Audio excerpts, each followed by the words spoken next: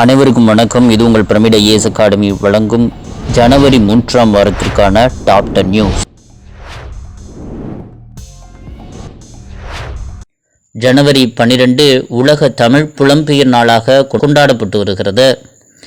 தமிழக முதல்வர் திரு மு.க.ஸ்டாலின் அவர்களால் அறிவிக்கப்பட்டு தற்போது 3வது ஆண்டாக இது கொண்டாடப்பட்டு வருகிறது. சென்னையில் இதன் விழா தமிழ் வெல்லும் என்ற கருப்பொருளோடு கொண்டாடப்பட்டது. சண்முக சுந்தரம் அவர்கள் தனிப்பட்ட காரணங்களுக்காக ராஜினாமா செய்திருந்தார். அவரை தொடர்ந்து தற்போது பி.எஸ். ராமன் அவர்கள் தேர்ந்தெடுக்கப்பட்டுள்ளார்.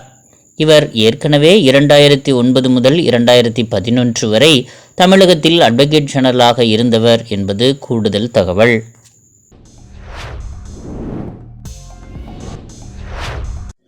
பள்ளி மாணவர்களுக்கு AI ஆர்டிஃபிஷியல் இன்டெலிஜென்ஸ் செயற்கை நுண்ணறிவு பற்றிய அறிவை ஊக்குவிக்க மைக்ரோசாஃப்ட் நிறுவனத்துடன் கடந்த ஆண்டு ஜூலை மாதம் தமிழகத்தில் டீல்ஸ் என்ற திட்டத்தை செயல்படுத்த மைக்ரோசாஃப்ட் நிறுவனத்துடன் தமிழக அரசு பள்ளி கல்வித்துறை புரிந்துணர்வு ஒப்பந்தத்தில் கையெழுத்திட்டிருந்தது.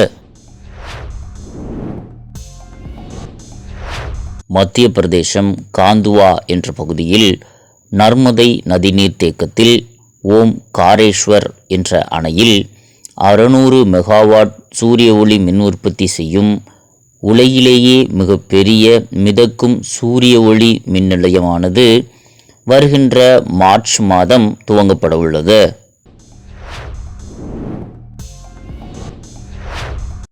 குஜராத்தில் கட்ச் பாலைவனத்தில் சூரிய ஒளி மூலம் இயங்கும் பசுமை எரிசக்தி பூங்காவை அதானி குழுமம் உருவாக்கியுள்ளது.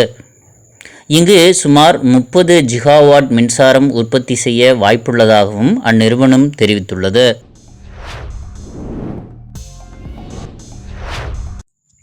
D2M டைரக்ட் டு மொபைல் என்று அழைக்கப்படும் இந்த தொழில்நுட்பமானது நேரடி கைபேசி ஒளிபரப்பாகும்.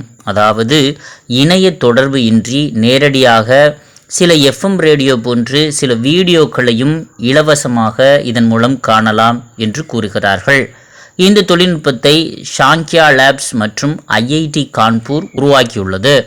இது விரைவில் நடைமுறைக்கு வரும் என்றும் கூறப்படுகிறது.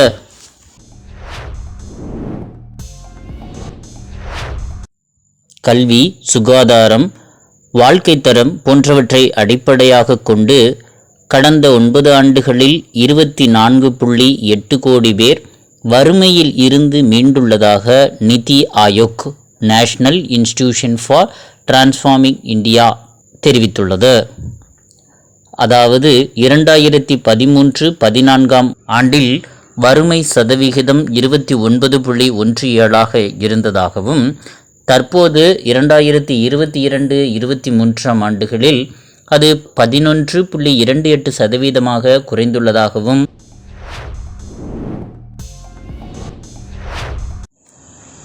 இந்தியாவின் முதல் கிராஃபீன் கண்டுபிடிப்பு மையம் கேரளாவில் திருச்சூரில் திறக்கப்பட்டது. கிராஃபீன் என்பது கார்பனின் புறவேற்றுமை வடிவமாகும். இது கேரளாவின் டிஜிட்டல் பல்கலைக்கழகம் CMET centre for materials for electronics and technology என்ற நிறுவனம் மற்றும் டாடா ஸ்டீல்ஸ் லிமிடெட் என்ற மூன்றும் இணைந்து இந்த மையத்தை உருவாக்கியுள்ளது. சிலிக்கானுக்கு பதிலாக கிராஃபீனின் சிறந்த மின் வெப்ப கடத்தியாக இருக்கும் என்று எதிர்பார்க்கப்படுகிறது. பொருளாதார ரீதியாக அடுத்த தலைமுறை எலக்ட்ரானிக்ஸ் துறையில் இந்த கிராஃபீன் ஆராய்ச்சி முக்கியமானதாக கருதப்படுகிறது.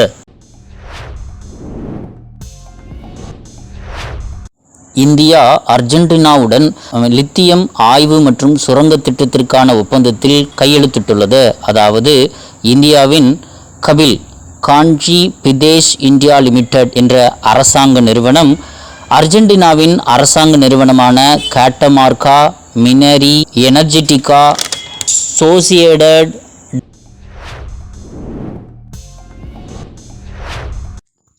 FIFA Federation Internationale de Football Association, அதாவது கால்பந்திற்கான உலகளாவிய அமைப்பாகும். இந்த அமைப்பு ஒவ்வொரு ஆண்டும் கால்பந்தில் சிறந்த வீரர் மற்றும் வீராங்கனைகளுக்கான விருதுகளை வழங்கும். அப்படி 2023ஆம் ஆண்டிற்கான சிறந்த வீரராக அர்ஜென்டினாவைச் சேர்ந்த லயோனல் மெஸ்ஸி அவர்கள் தேர்ந்தெடுக்கப்பட்டுள்ளார். இப்படி இவர் சிறந்த வீரராக தேர்ந்தெடுக்கப்படுவது இது 3வது முறையாகும். அதேபோல் சிறந்த வீராங்கனையாக ஸ்பெயின் நாட்டைச் சார்ந்த ஐடனா. மீண்டும் அடுத்த வாரம் டாப் 10 நியூஸில் சந்திப்போம். நன்றி, வணக்கம்.